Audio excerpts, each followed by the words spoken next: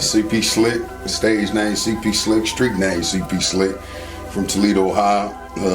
Been doing music since I was probably like remember thoughts since I could talk. I started singing at the church. I'm 6 years old. My granny took me to church because she heard me singing in the shower. I was scared to death. And she took me to choir practice Wednesday. Baby, I'm taking you to choir practice. And I used to sing Michael Jackson in the shower. Went to choir practice, and Sunday I was singing a solo at 6 years old, man. So I was like, wow. And the lady told me, this is how I got over my stage fright. Anybody who ever got stage fright who performing, just remember what the lady told me. They came to see you, baby. You didn't come to see them. So show out. And I showed out. And that's the start of my music career as far as performing and that. You know what I'm saying? I've been doing music, I guess how you could say professionally, since maybe I wrote my first song when I was in the 9th grade, my real song. You know, but I remember I was 10 years old. I was in 5th grade, 9 years old. I went to Washington School, and PBS came up to the school. So, and I had a little rap group at the time. I was writing all the raps for all three of us, and Dino, this girl named Ryan Wheaton, Dino Sanders, and what happened was they recorded us. I wrote a school rap, and they recorded us and had us on TV. So that's the first spotlight I ever got on the Shine level, you know, and that was cool. That was cool with me. The Washington school, like over there. On the one that they tore down right there, Washington on Collingwood and Palmwood. You know what I'm saying? Yeah, because I had moved with my grandfather into his after hour. I had always lived with him in his house because my mama, she was in the streets and shit from the time I was born. He brought me home to the hospital from the time I was born, and then my mama ended up getting a spot. I'm kind of from every side of town, for real. I'm really from the west side. Your granddad took you in, but he had an after hour? Yeah, he had an after hour on Palmwood and Wales. First he was on Palmwood. What was the name of it? It was Parker's. You know what I'm saying? It's Parker's spot over there. It had a shoe shine in the back called Goldie Shoe Shine back in the back. They shine shoes in the back. They sold liquor and all that type shit. And that's where I grew up in that shit, in that environment. And but he had a house on Ackland, which is in between Scottwood, right by Scott, in between Scottwood and Parkwood. And it was Winthrop, and then it's Ackland. And that's where I really lived at all the time and shit. And I grew up there. And he was the second black person to own a house in the Old West End in the 60s. He bought his house. You know, there wasn't no black people over there. Only other black people was the Taylors across the street. And you know, that's where I grew up at mainly, in those big nice houses over there. Did you have anybody in your family that do music, or was it just my grandmama? It starts with my grandmama and her side of the family. My grandmama could sing like an angel, you know, kind of like a Leah type singer, you know, that kind of voice. And she used to open up for Jackie Wilson and stuff like that, and they stole some songs from her, so she just gave it up, you know, and started having a bunch of kids, which is my uncles and aunties and my mama, of course. And yeah, so I get it from that side of the family. What's so crazy is that my mom got a story like that too. Like she was writing for a group, and they took some songs, and they made it. You know what I'm saying? And she gave up. That's how it be, man. Back then, it wasn't no, you know, it was straight super cut though. There wasn't no protection. You know what I'm saying? Motherfuckers didn't know how to publish their songs. They didn't have ASCAP and all this shit for you to publish your songs. Not for the black people. Yeah. You know what I'm saying? The white people knew what was going on, so you know they was undercutting everything. It was just like a hope and a dream that you was gonna make it, and you was with some good people that was gonna make it happen. Yeah, push you through. Yeah. So, but let me tell you this. This is when Jodeci and them came out. I think it was like 1990, 91, like right before that. We used to have a station called WVOI. Yeah. WVOI used to have a talent show. They started talent shows. I was in the first one. And let me tell you this story. My cousin Pork / brother, me and him tried out as separate acts. You know what I'm saying? And I might have been about 13. He was probably he might have been like 11. We tried out. He made it. I didn't, because we went separately. He didn't win. He didn't even place. But, you know, I coached him through and showed, because he was kind of scared, you know. But I coached him through, and he went up there and he performed. He did good. You know what I'm saying? And but next year, I formed a group, I always been performing, putting groups together and want to do that type shit. We put a group together with two of our homeboys, Sam, rest his peace, you know what I'm saying, he dead, Sam McCadney, and Calvin Ware Jr., which is June, my homeboys. We put together a group. Sam really couldn't sing. June sung bass. Me and Pork carried the group, kind of like, you know, because we could really blow. Pork was singing? Pork used to sing. We sang. Pork sung tenor. You know, he hit the high notes and all that. Yeah. You know what I'm saying? He was kind of tone deaf, though. Still is. So he ended up phasing out of the group. I'm going to get to some other shit, too, but this is the first time we won second place, man. You know, because you know why we won second place? It's a talent show. And in a talent show, you don't come to sing another motherfucker song to win. You come to sing your shit. That's real talent. So I wrote us a song. Yeah. That's the first song I ever wrote. It's called Say I Do. As far as singing songs, I used to write raps. I used to rap first. Yeah. But I wrote a song called Say I Do, and we sung our songs. And there was another group in there, a guy named Troy Maddox. He passed away too. He got killed back. They had a group called Taste and Kermit Quinn. They had a group and they were singing good harmony and shit. We sing in unison, you know what I'm saying? Because we really ain't all the way polished. But what stood out with us is we wrote our own shit and it was dope as fuck. Song with something like this, right? It's called Say I Do. And we're like, my eyes do see that you were meant for me. Sharing time together, our future will be. Spending time alone as our hearts beat as one. We can make sweet love and it will be fun. So don't you ever go away and don't you love another. You and I were meant to be and made for each other. There's one particular thing that I must ask of you. Please settle down, little girl, and please say I do. Say I do. I do love you. Say I do. Now, mind you, this is 1990, 1989. This is the kind of shit I'm writing back then.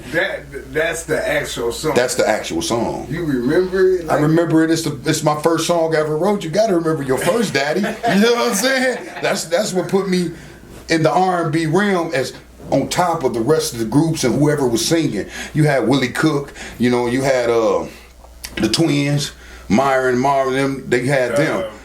Yeah, but we was the Ghetto Birds. Because after that, Sam left the group. I kicked his ass out the group. And it was me, Boobie Macmillan. I went and got my big homie from the hood, because, you know, I'm from gang-banging ass, you know, same shit as everybody, gang-banging as a hell boy. So I went and got my big homie, Boobie Mac, because he could blow. He come from the church. Well, we had a group called the Ghetto Birds. So let me fast forward. Now, we got the Ghetto Birds, and this is 1995. And we the hottest shit around. We down at Lodina's Lounge every Wednesday. We win every Wednesday. They had to kick us out. They wouldn't let us in. That just passed. Yeah, that's my big homie, you know, that's big bro. And we was called the Ghetto Birds. I got it tatted on my chest. And if anybody knowing whoever sees this interview, they know what time I'm talking about, you know what I'm saying, from that generation. Yeah. We was called the Ghetto Birds. We used to go down to Lodina's Lounge. I was only like 16, 17, 16 at the time when we first started going. And I wrote a new song called Tweedledee Dee, right? It was called All I Want to Do Is Come. That motherfucker was dope. Now, this is the futuristic shit I'm writing back then. I'm going to hit a little bit of that for you. Fuck that. We on the interview. I might as well give him a little flash. It went like, and we went and recorded it, man, and it was so nice, man. It go like this. Here we, the fast forward. Now this is what I'm talking about. I'm talking about love here. 5 years prior, want to be in love. Now I'm talking about fucking. You know what I'm saying? I'm a nasty motherfucker. This for R. Kelly and all that shit before that, man. It go like this. Here we are in my room, and you know I'm thinking of what we can do. The time is 2 o'clock on the dot, because I saw it when I glanced at you, baby. In my mind, freaky tale, make my nature rise. Up and down on the ground, don't stop until we get a little cream on top. Oh, tweedledee, tweedledum, baby. All I wanna do is come. Tweedledee, tweedledum, baby. Some shit like that though, right? Yeah, you know what I'm saying? And that song really flew, man. And we was really supposed to get signed to this time. One of my homeboys had a hookup with R. Kelly. He made the beat to Tweedledee Dun. His name was Little Man. You know, but Little Man was acting high strung and like a sucker. He's supposed to take us all with him, but he went up there with his popcorn ass raps and shit. You know, he was kind of like a square. Yeah. You know, what he was talking wasn't truth. But what happened was he was supposed to put y'all on as a group. Yeah, he's supposed to present he pushed himself. Yeah. Exactly, he pushed himself instead of pushing us as a group, and they didn't want to fuck with him. He was supposed to take us all, you know what I'm saying, and as a production crew, you know what I'm saying, and we would have got signed. They didn't like that shit he was talking about. He's a good writer, ghost writer and all that shit. He even wrote some shit for Rob Mumford, you know what I'm saying, my big homie. He wrote some shit for him because he was part of our group. The Ghetto Birds consisted of me, Boobie McMillan, Pork, and Rob Mumford, and June, my homeboy June. That was the Ghetto Birds. Yeah, like, so was y'all recording? We was recording. We used to go down to Sharon's. It used to be called Sharon's downtown. Cost the arm and the leg. And we used to also go to Audio Matrix because they was cheaper. So I started going there too, you know, and yeah, but we was paying hella money to go to studio. And for, like, let everybody know when you say Pork, who you talking about. I'm talking about Pork, Marshall Sampson. That's my cousin / brother. You know what I'm saying? And we've been doing music together since we can remember thoughts. Well, the creator of Bubble. Oh, yeah. Pork, Marshall Sampson. He is the founder of Bubble Up. You know what I'm saying? What happened was, I went to the penitentiary in 2000. When I went to the penitentiary, Pork lost his drive because Pork is a genius. He rapped. He quit singing. He started rapping and kind of singing. He was Drake before Drake was Drake. Yeah. He went to New York, tried to get a deal. They said they weren't ready for something like that at the time. He was supposed to get signed then because he was singing, boom. You know what I'm saying? He took what I had and what he had and he mixed that shit together with what we had and he created his own vibe, which was Drake before Drake ever came out. And he's a bomb-ass writer too, Pork is, the founder of Bubble Up. You know, and so what he did was, Ray Stone wasn't doing no music. Ray Stone was a little nigga. He's sitting outside with his motherfucking Kango on in front of our house while we upstairs making music. And Ray Stone out there catching shortstop and catching the sales while we making music, selling crack. You know what I'm saying? He's shortstopping the sales. We getting all the sales while we making music. Nobody gets no money because Ray Stone out there on the block getting his money. And my homeboy Boo Mac actually told Ray Stone, man, you need to start rapping. You know what I'm saying? Fuck you doing out here standing out here as a boob talk. You need to start rapping. They up there making big. We need rapping. You need rap, boy. Yeah. So Ray Stone started rapping because Boo Mac told him he needed to start rapping. And after that, you know, a collective group of motherfuckers is always dope, even if you ain't rapping boom to boom. Pork making the beats. I'm writing R&B. Ray Stone started rapping. He started writing, and Pork writing with him. They helping each other write shit because we all help each other write shit. Yeah. Ain't nobody writing for nobody, but we all coming up with ideas while a nigga writing. It's a collab. It's a collab. Yeah, that's the best thing in ever. That's why Nicki Minaj, Drake, and goddamn Lil Wayne was the best crew ever in the history of rap. Yeah. No one's better. Yeah. Name somebody, you can't. What crew is better than them as a collective? Yeah, I think. And bigger. Yeah. It's them three. It was the right time and everything. Yeah, and they was all phenomenal because they was in a crew and they was writing, and that's the best thing. So you young niggas out there making them recreational raps, get with your homeboys and put that shit on paper and write that shit in your phones, however you doing it futuristic. Just don't come to the studio wasting time and wasting money, because I don't do that shit. You know, I'm a professional. When you're a professional, everything can't be recreational. And they want to make everything recreational and come here and punch in and do this and freestyle everything. It's cool to freestyle. You know, some people got that craft, but you got to punch and we waste a lot of time. Yeah. You know, so I don't do that. I write the songs before I come because I'm building professional songs. I don't write nothing recreational ever when I'm writing. And so, okay, now here we is, it's 1990, right before the Ghetto Birds, right? We still had Sam in the group. I skipped over this. This is 1993, right before I kicked Sam out the group. We go to Cleveland. You know, my big cousin Garland is our manager. He get us to Cleveland in the show. I'm gonna tell you a few hit and misses when I was supposed to been. I could be biggest thing that ever came out of this city a long time ago. 93, we go to Cleveland to do a show. They got a rap side and they got an R&B side. We in the R&B side. We from Toledo, so you know it's already gonna be some haterism. Cleveland and Toledo, they from the penitentiary and all that shit. They just don't get along and start the penitentiary. So we go up here and do this show. Man, I hear this motherfuckers in the rap side, right? They dope as fuck. When I say dope as fuck, I'm like, and they spitting like this. Y'all know what I'm talking about. We in Cleveland. Bone Thugs and Harmony. They wasn't called Bone in, and they was in the talent show. Okay. In the contest. It's probably was like. It was like 25 people in the R&B section and like 40 people in the rap section on the side. These motherfuckers got kicked out.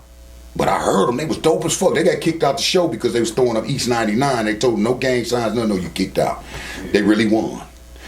We came in second place. You know who we came in second place to? The bras that sing, it's the thuggish, rugged bone. They took them with them. They won first place. We won second place. We had a sing off with them. So y'all could have been a witness of that collab that made that song. We were supposed to be involved in this. Let me get to it. Listen here. So after the show, right, we won second place. Busy Bone pulls down up on me and Port.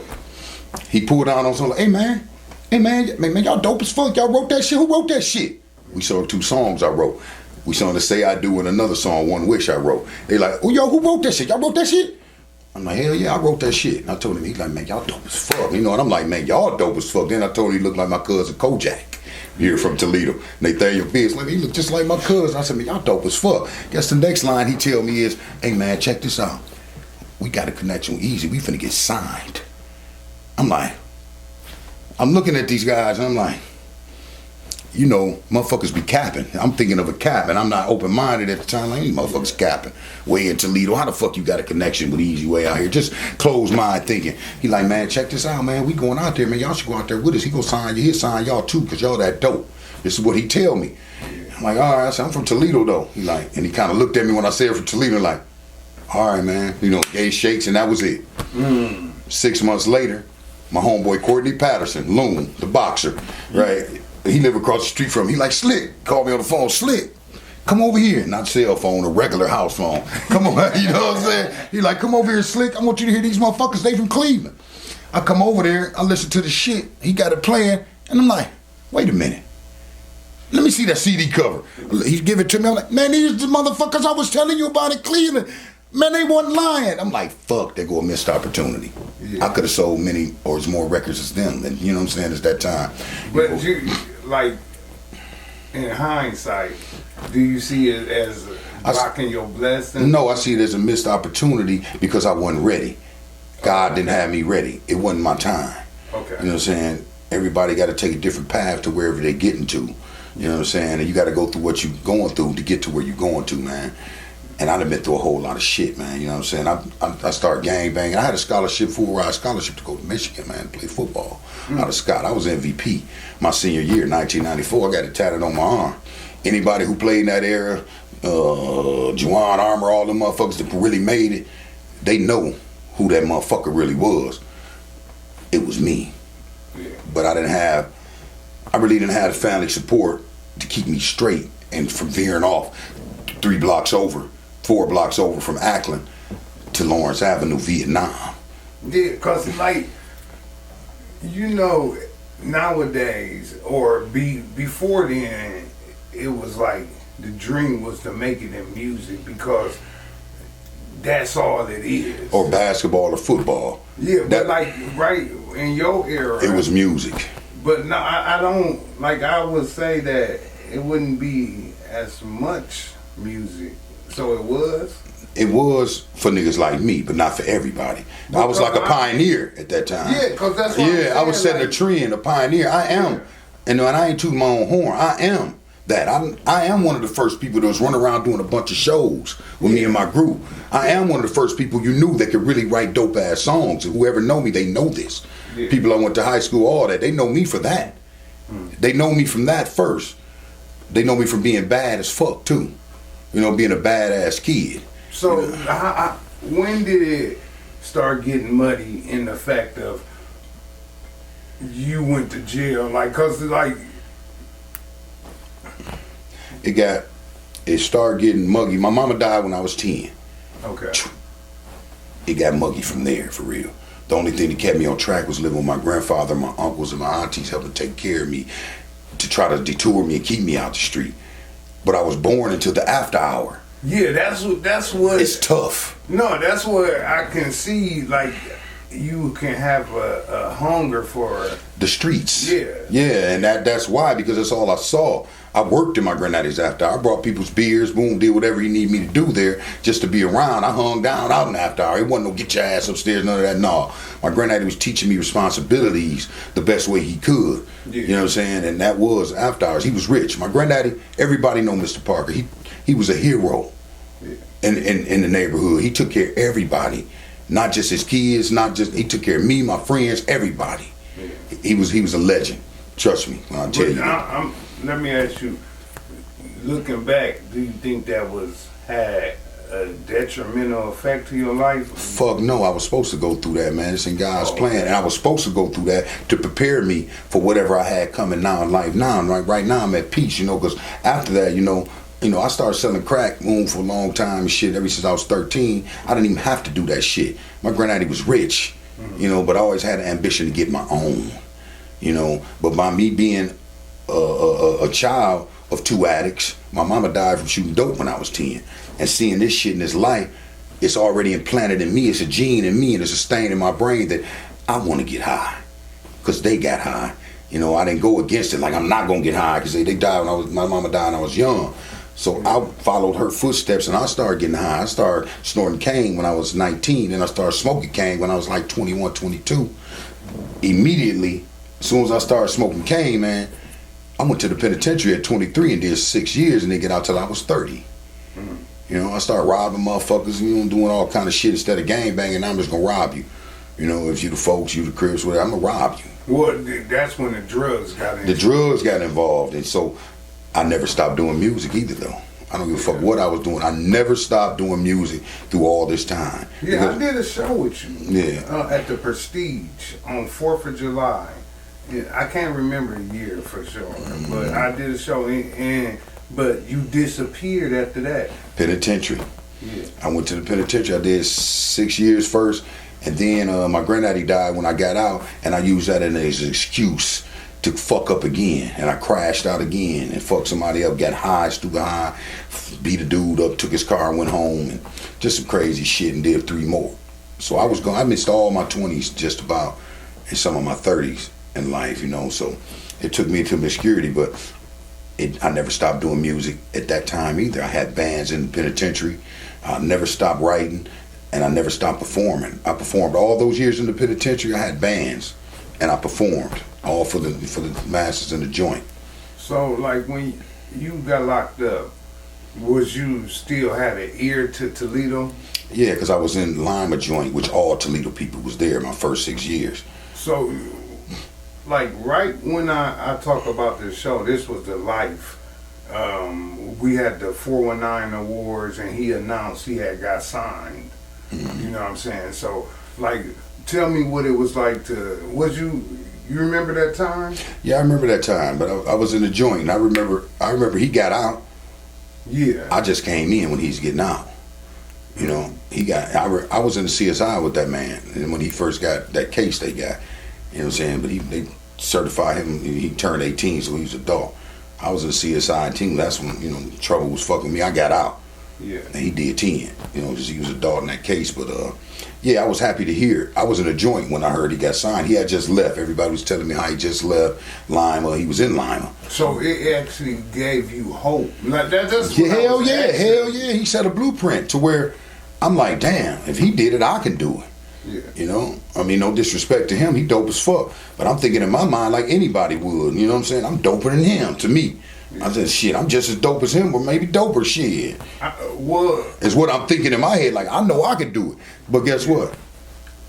I couldn't do it because it wasn't my time and I wasn't ready and I wasn't focused enough. That man was focused and handled his business, and I commend him. Yeah. He didn't stop, and he had somebody to give him a push that locked him in the headlock to where he put his ducks in a row before he got out. I didn't put my ducks in a row before I got out. I fucked around and just fucking around, and I did get out. When you got to 3 years. When I got to 6. No, I'm talking about when you got out. That was your first bit. When I got out that first bit, yeah, God put it in my hands like he always do. He put the world in my hands. My homeboy Corey Goings, CG, he started a label, Brick Boy Entertainment, and he signed me and took me out to Vegas, and I lucked up and did a show with Tony Braxton out there on the Flamingo Hotel. When they had the All-Star game in 2007, I'm like, I'm on my way. I ran into Suge Knight in the mall, ran down to him, got his numbers. He signed me, ran into Akon. He said, send me the music. If I like it, I'll sign you. Give me the emails. But me being me, I come back and I want to sell crack. At this time, I ain't getting high. I just want to sell crack and be in the streets. Came back, my phones got stolen with all these contacts in it. Tony Braxton, Akon, Suge Knight, all this shit gone. LT Hutton, the producer, I went out to Hollywood and saw him. Corey Goings took me there too. You know what I'm saying? These motherfuckers that produce for pop, they famous for what they do. And a lot was going. It was going fast. And it got overwhelming for me. And I went back to what I know. Bullshit. My mind wasn't deprogrammed. Using the drugs? I started getting high in like 7 months out of the joint. Yeah, because you said something that stands out. You said you never fought getting high. No, I didn't, because that's something I had to do to get to where I'm at now, to be at ease with this childhood trauma that I've been holding on to, using it as an excuse to say fuck it. But you didn't know that back then. I didn't know that back then. Yeah. So I'm lost, and I'm just trying to alleviate and heal some pain and just going with the go, instead of going with what I'm fucking supposed to know. At that time I didn't know, because I'm still just a kid and I ain't grown up. Remember, I went to jail as a kid, basically. Yeah. So I don't know nothing but kid shit still, man. And growing up, it wasn't in my motherfucking plans at all.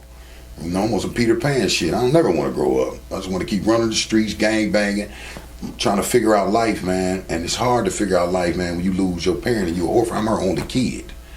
I'm my mama's only kid, and it's hard to figure out life. If you ain't got a woman to get you through, especially the woman you love the most, your mama. Yeah. So it was tough. But today I don't use that shit as an excuse. I'm sober and shit and clean, man. And, it's been that way for a while, and it's going to stay that way because my mind ain't on what used to be. Yeah. And for all you young kids out there doing drugs and alleviating y'all pain, man, all you youngsters, and using something, holding on to some bullshit that ain't shit, is something, but it ain't the shit that should stop you and stifle you, your growth, man. And your growth will never grow if you keep holding on to shit from the past.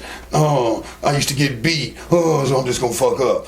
Do what you do, whatever you doing. Shooting motherfuckers, running around, taking it out on somebody else. Because I did that too.